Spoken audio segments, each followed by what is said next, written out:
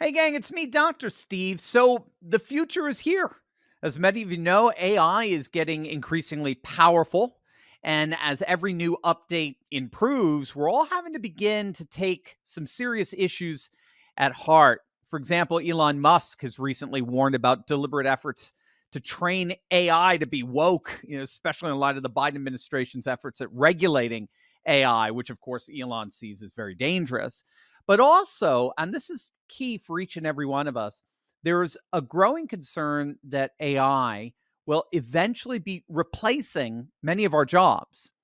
A recent article in Business Insider outlined how AI could be eliminating, get this, as many as 300 million jobs worldwide. So, with ideological and employment risks at hand, many fear that a kind of brave new world future lies ahead of us in this technologically advanced revolution. But I got to tell you that I actually think that this could be an amazing opportunity for patriots. I think AI could be thought of more as a disruptor, like the internet or the network society that we talk about so much, rather than, say, a great obliterator. To discuss what the future might look like here, I've invited back my friend and fellow influencer, Brian Golod, who's a career expert, and he's here to share his perspective on what a future with artificial intelligence in the job market and the economy might look like. So, Brian, welcome back. Great to see you again, my friend. Thank you so much. I'm super excited to be here with you, with your audience as well. So thank you for inviting me back. I Well, I appreciate it. loved our chat last time about Javier Milei and your own experience growing up in Argentina. You gave us some wonderful insights with that, and I think I'm starting to wrap my head slowly around the Argentinian economy. You helped with that, but still a great enigma, a great mystery for many people. Right? There's what's the old saying? What is it now? I can't remember. I had it on the tip of my head. There's economies, there's growing economies, and then there's Argentina or Yeah. something like just So it's like, is it science fiction? What's going on with this country? How does it even work? We're asking ourselves that same question. How does it yeah. actually even work? Well, to me, it's just so I was telling you earlier. I was down in Mexico last week, and I actually talked to a lot of people about Javier Milei as well as Nayib Okay. Bukele in El Salvador. So there's a lot of excitement going on right now Yeah. down in Latin America, South America, and the like. So exciting stuff. So, but let's dive in here with the AI world. Now you are a jobs expert. What kind of jobs specifically do you see will get the most disruption with AI rising, and should people be worried about it? Every single job is impacted by AI at this moment. Like, honestly, if you are asking yourself if there is a way that you can be more efficient with the use of your time and your energy and effort in every single, whether you go from farming to anything else that you do in technology and everything in between, there is room for AI to help improve things massively. The question is, will you continue to do things as you always have, or will you actually understand what AI can actually do for you to be more efficient, more effective, more impactful, to be able to actually deliver more value in the role that you have right now? The question is, AI is there for us to grab it. There are so many different tools, free tools for us to learn from and to be able to think creatively. How can I actually leverage these tools for me to be more valuable than anybody else that I work with? Because AI is not going to do its thing by itself. It still needs people behind it to set it up, to configure it, to monitor it, to feed it some information, to do something with that AI. It's not going to do its thing by itself. So it requires experts. We're at the infancy of AI at this moment, where it's starting to become mainstream. The question is, do we want to wait until everybody knows AI, where it becomes basically like Excel? Or if you are a professional at this moment, you ask yourself and you tell yourself, you know what? I am not going to actually wait. I'm just going to take I'm going to take less time for Netflix and for Candy Crush. I'm going to actually do more things towards advancing in my career so that I can actually deliver more value from my position and potentially even create a different type of role where I actually leverage AI to be able to contribute and make a bigger impact in my organization, in my team, somewhere. or potentially aspire to other organizations and grow in my career with other responsibilities and other titles, other roles. Okay.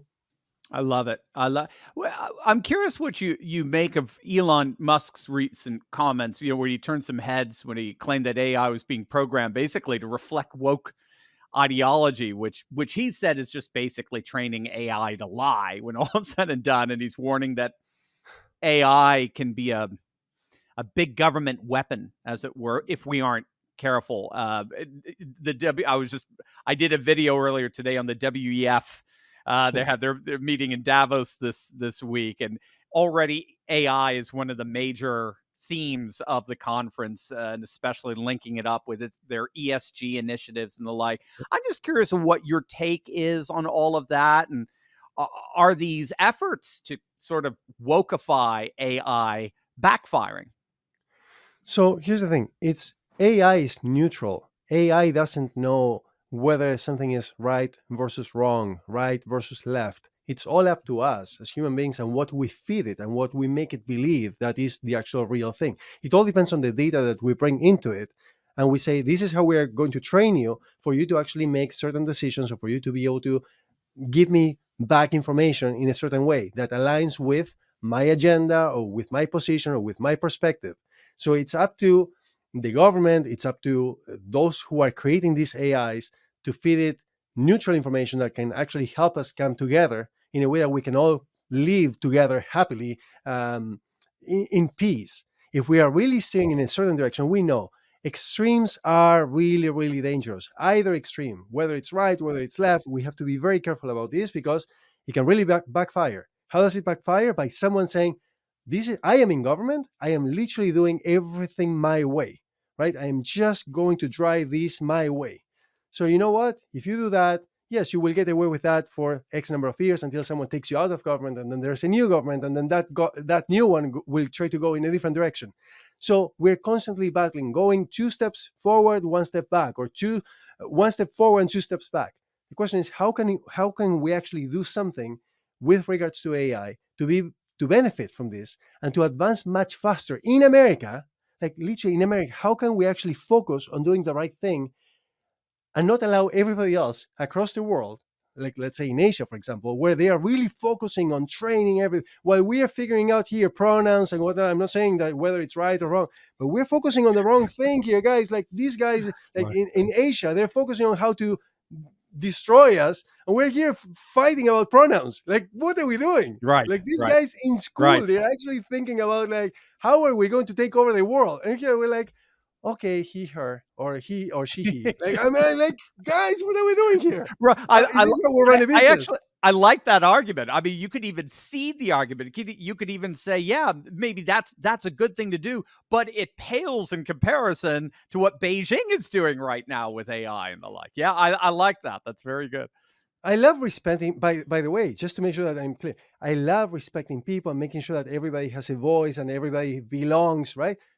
But listen, let's recognize that we live in a world that is so competitive that we need to understand that these other countries are working so hard, They are. and they hate, in many cases, they hate our countries, right? Because we have everything. We have the wealth, we have the power. So they are doing anything and everything possible to destroy us.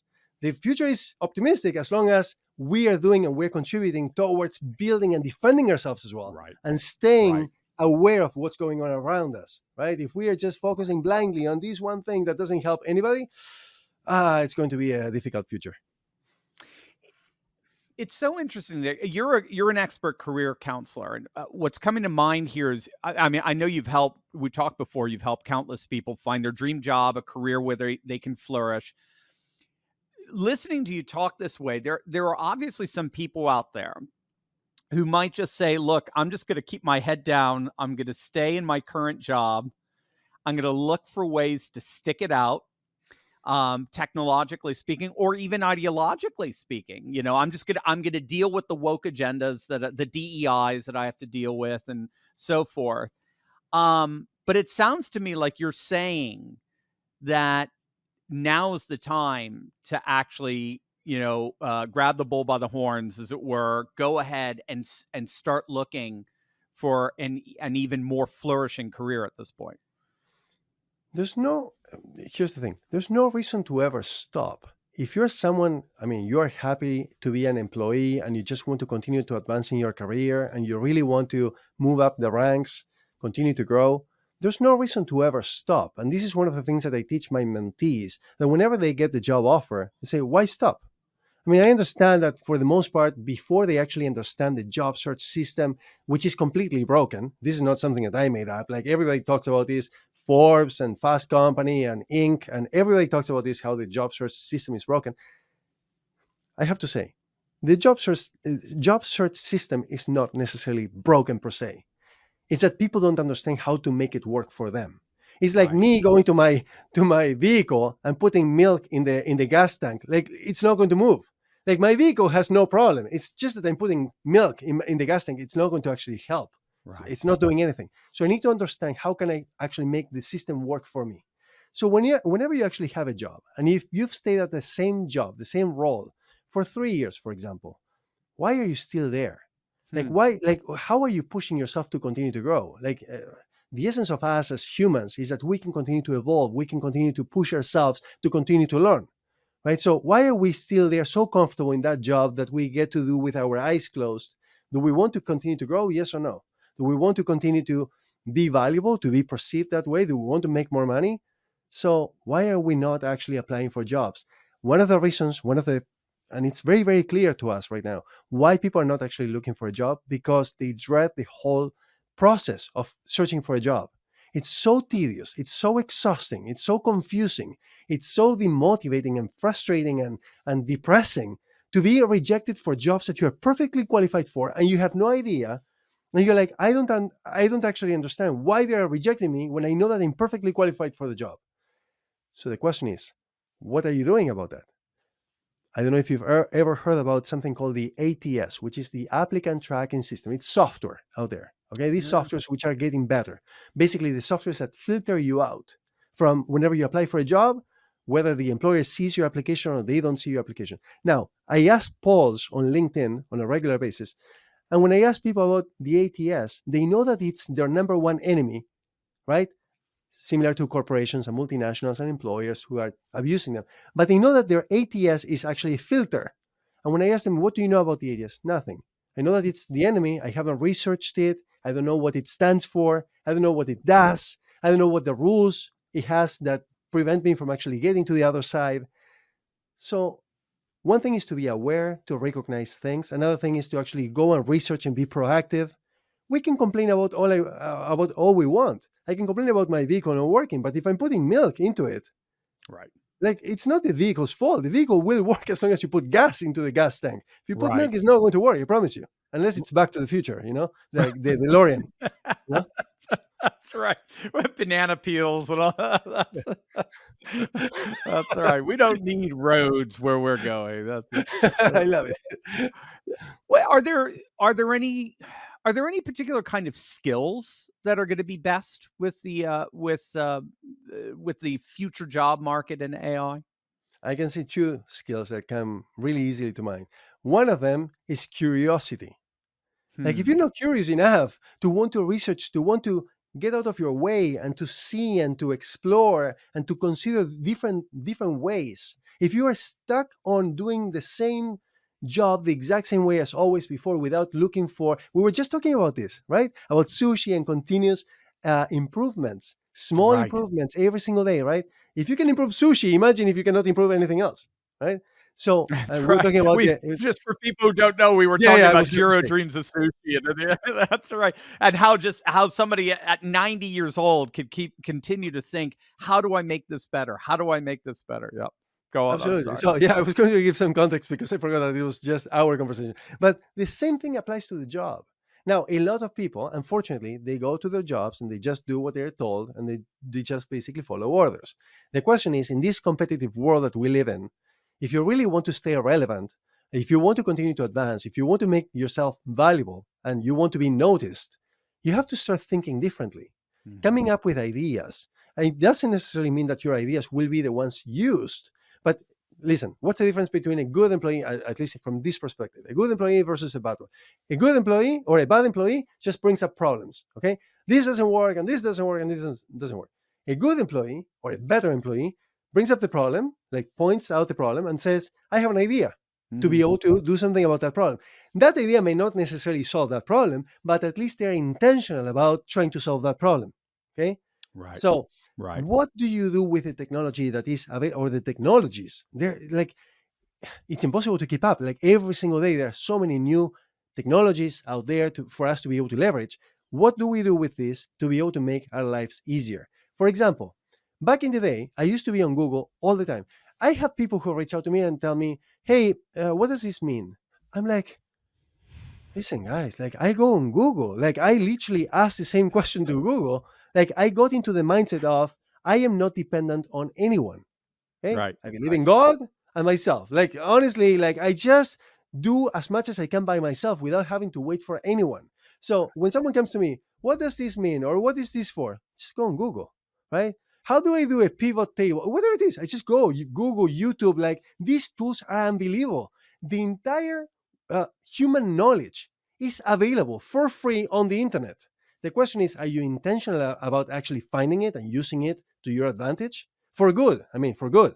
Right. Are you using it in some way or not? Are you Right. actually putting the time and the effort to learn these tools, to do something with them? Because if you're not, I promise you, you will stay in that job for as long as that job is relevant. And eventually you will find yourself outdated, Right. outsmarted by somebody else who is like, oh, they actually did put in the time to learn more about technologies and how to make this job more relevant to 2024 and beyond. Mhm. Yeah. What is I mean, again, you're on the front lines of this stuff. What is the job market like right now? I know a lot of people out there want to leave their jobs, but the common concern is that there aren't enough high-paying jobs for them, or they've got it as best as they're going to get it, or something akin to that. I'm just curious if you is that it sounds to me that's not true based on what you're saying. It's not true. I'm so glad you came to that realization by yourself so quickly. Like you're not even supposedly the expert, and you're coming to the conclusion by yourself. So it's not true. Just like Yeah. you were saying, it's not true. Why? The market. You do a quick search on LinkedIn, like to see how many job postings there are. There are millions. Like the last time that I checked, there were 15 million jobs posted at any given time. Wow. Okay. Wow. So are there jobs? 100 million percent. You can find the jobs. The question is, when you apply, and I meet with professionals on a daily basis, and they tell me, I've applied to 500 jobs and I've landed 50 pre screenings. Pre screenings are what happens before they actually bring you in for an interview, for a formal interview. Landed 50 pre screenings and I've landed 50 interviews. Wow, you're great. Okay, you landed 50 interviews, 0 job offers. Mm. Listen, I promise you, no employer out there will actually spend their time interviewing you if they don't believe that you have enough value to offer. Okay. Mhm. So, on another front, there's other professionals who tell me, I've applied to 1,500 jobs. I'm not making this up. Literally true stories. 1,500 jobs, 0 interviews. Mm. I'm like, at which point do you realize, like, and this is over 2 months, at which point do you realize I've applied to enough jobs? Something is not actually working. Right. But Right. it's important that you start. I mean, I do recognize that it's kind of difficult to be in the middle of a storm and to be able to see clearly what's going on around you. I totally get that. But that's why we go to others, to experts, to people who have spent the tens of thousands of hours working in a certain domain. Whether it is a mechanic, like this is, I don't know if you can actually help me with this. You're smart, Dr. Turley, and everybody else here in the audience, I invite you to please help me with this, okay? Why is it that in our lives regularly, if we have a problem, we go to an expert? You have a toothache, you go to the dentist, Right. right? You're not going to put up with that toothache forever and to let it infect itself and for you to lose the tooth and so on and so forth. You have an issue with your engine, right? The engine light goes off, go to the mechanic, right? You're not going to let it blow up, right? You have an issue with your knee, you go to the doctor to see what's wrong with your knee. But when it comes to our careers, what do? Yeah. No, I think that I can figure it out. It's been 6 months. You made $300,000. So that means that in the last 6 months, you've lost literally $150,000. Like, Yeah. really? You're okay with Yeah. actually leaving behind $150,000? Yeah. Oh no! The thing is that I never saw it that way. Well, yes, you did leave $150,000 that you will never be able to make back. Yes, you will be able to get back on your feet and make more money, but that time period of 150,000 bucks is gone, it's lost. Right. Right. So why is it that in other, like, I cannot come to the conclusion as to why in every other area of our lives people are like, yeah, I need an expert, I need to go and find someone to help me with this. But with careers, no, I can put up with this. Like, let Yeah, me I got try it. for a few more months. I got it. Yeah, yeah. You Uh, got it. You know the answer.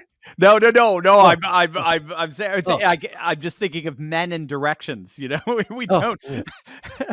I cannot come up with Traditionally, it. we don't like asking for directions, and I'm wondering if it's connected to something like that. It's like I don't Yeah. need. You know, I got this. I don't need your advice or something. It's a. I'm sure it's a pride thing. I don't. Yes, yes, You yes. know. Absolutely, Yeah, yeah. absolutely. Because what you're saying is it's just so it's so obvious. It's so true. We you know, I lost, for example, recently I lost 60 pounds, and I always tried to lose weight.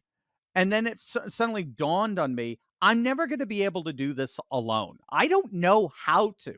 I know how theoretically, but Yeah, until I actually hook up with someone, with a coach, someone who's going to guide me to this goal, it's never gonna happen. You know, I need my Obi-Wan. I need somebody who's gonna bring me through this process. And then I did it, and then 9 months later, I reached the goal. It's the same thing. I just see that in pretty much every area of life, that we find mentors who can.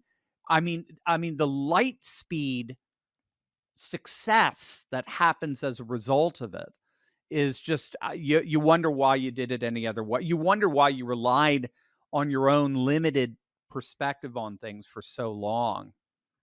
absolutely. And congrats, by the way, on losing 60 pounds. That's massive. Yeah, yeah, That's huge. that's well, Like, yeah, but it's I cannot well, even picture how that looks. Like that. I did. Like, I have. I had the before and after. We've actually had Dr. Ashley Lucas. She's been on as well for PhD weight loss. So, good for you. but I mean, with the way you're describing it there, that was me with weight loss for years. Oh, I got this. I can take care of it. And I never went. If anything, I was gaining weight the whole time. And it sounds to Listen, me like, i- exactly what you're saying is just so if you many don't mind me, people.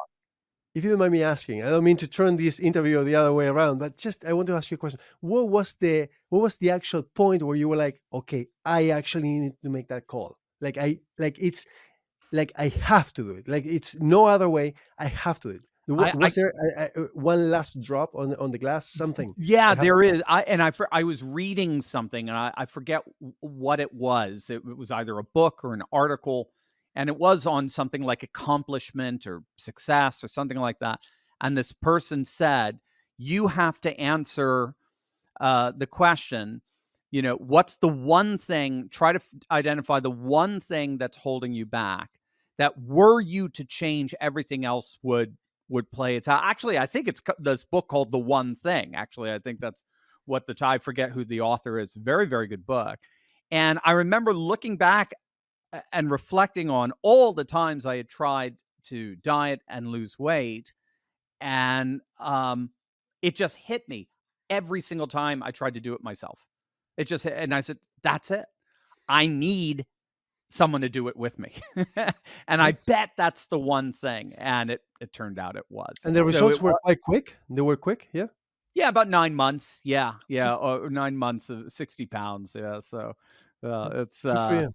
yeah. Well, but I would recommend everyone listening here. This is it. I mean, if you've been, especially now, you've been looking for a new career, been looking to build some wealth, been looking for a change in here, Brian is the guy who can do it for you. I mean, no Appreciate it. one else I know of has that kind of expertise to show you how to land that dream job and that career flourishing life.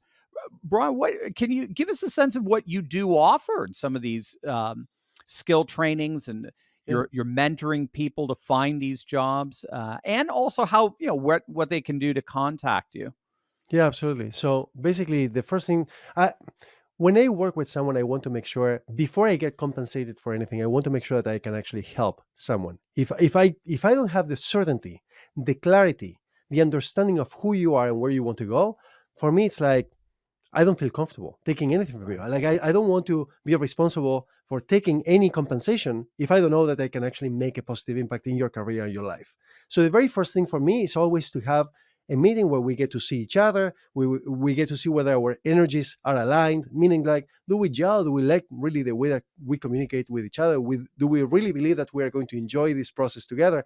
And from there, we can actually go and potentially have more sessions to discuss, to understand each other. And especially me, if I'm going to be the one guiding you, I need to understand where you're at today, where you want to get to, for me to have the clarity, okay, I know how to get you from point A to point B.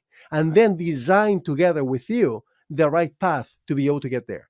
But in order for that, I need to understand how much time and effort do you want to put in. One thing is to be driving a vehicle. Going back to the analogy of the vehicle, I love vehicles, okay? I love racing. So one thing is about driving a vehicle. Another thing is sitting in the back and being chauffeured, right? So how involved do you want to be? Do you want to really be involved in your resume, your LinkedIn profile, and applying for jobs and scheduling interviews and preparing for your interviews and negotiating? Do you want to do all that? Or like, you know what, I don't have the time. You know what, I have a busy life. I am expected a lot at work, because this is one of the challenges that a lot of people have. A lot of professionals, they are so overworked at the office. The expectations are so high. They have to put in so much time and effort and energy. By the time that they get home, their spouses are waiting for them in many cases, their children. By the time that they put their children to bed, they're so exhausted. It's like, I'm not going to be working on this. So they procrastinate, just like you did, just like I did with other things in my life. We keep on procrastinating. And in the meantime, you're in a job that is abusing you, that is basically overworking you, underpaying you. You know that you deserve better. You know that you want to go from point A to point B and that you deserve to be there, but you just don't know how. And you don't have even the time to be able to dedicate to that. So the question is, how involved can you be, right? Do you really want to be involved, or you're like, just take care of me? Just take me, chauffeur me, bring me all those interviews so that I show up and I get the job. And now the question is, how will you differentiate yourself from everybody else who is applying for the job? We know that it's competitive out there. It's incredibly competitive. So what will you do to stand out from everyone else? Because you don't have to be a mathematician to know that if there are 5 candidates being interviewed for the same role, your odds of getting the job are 1 in 5, meaning 20%. If there are more, if there are 10, your odds are actually 1 in 10, 10%. What will you do so that you don't have to go to endless number of interviews to eventually get a job offer? Right. You want to be able to get as many job offers as you can so that you can negotiate and you can select the job you want. So if anybody ever wants to reach out and have a conversation where you want to get in touch with me and for us to know each other, to start to understand each other and to see whether we gel, just, I don't know, there must be a link here, or you can go at this moment. Yeah, we'll have a link down below. And I think this link brings you to a 15-minute call. Is that what it is? Yeah, it's complimentary.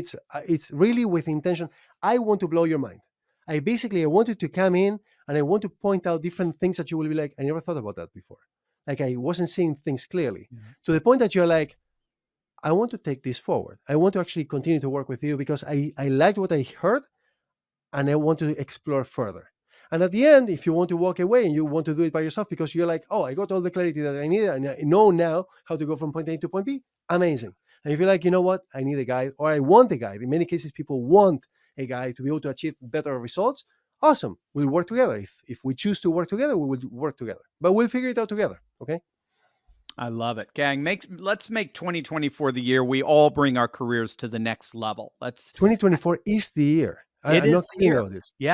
Yeah, it's huge. It's huge. And there's no feeling in the world that's more satisfying than the feeling of accomplishment and reaching goals. And that just makes you want to do more and accomplish more. It's just builds on itself. So gang, just click on the link below and book a free 15-minute call with Brian. It's absolutely free. It will be free. with me, by the way. It will not be with anybody else. It will not be with a member of my team. It will be strictly with me. Okay. You can talk with Brian and you can talk about sushi like we were talking about. Sushi pizza. Stay focused. Have you had sushi pizza, Dr. Turley? Oh, yeah, of course. Yeah. Oh, yeah. Sushi pizza was amazing. Oh, I love it. If you were listening to this up to this point in this video, in this interview, comment sushi pizza in the bottom. Yeah, sushi pizza. Oh, that'll be the code. That's right. You made it through the interview. That's awesome, guy. I highly encourage you to chat with Brian. He's doing some amazing work. He's a patriot and he's here just to help you in any way that he can to find a career where you can absolutely flourish. So make sure to click on that link below right now. 2024, the year your career reaches a whole new level. Brian, thanks so much for giving us your time. We'll have you back really soon. You're amazing. Thank you so much. Take care.